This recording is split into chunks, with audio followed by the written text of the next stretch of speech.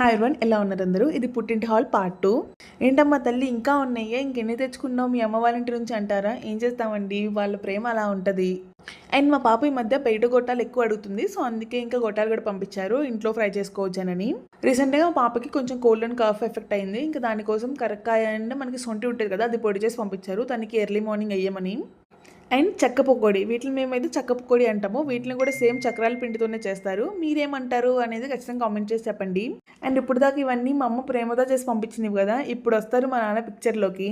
మాకోసం 2 పెద్ద డబ్బాలు తీసుకొచ్చారు. ఏంటి అవన్నీ చూస్తే బిస్కెట్స్ అండ్ చకోడీలు. ఈ బిస్కెట్స్ మా ఇంటి దగ్గర ఉన్న షాప్లో మా నాన్న టేస్ట్ చేశారంట, చాలా బాగున్నాయి అని తీసుకొచ్చారు డబ్బా డబ్బా. నేను ఇంకా కొన్ని తీసేసి మా అక్క వాళ్ళకి ఇచ్చొచ్చాను.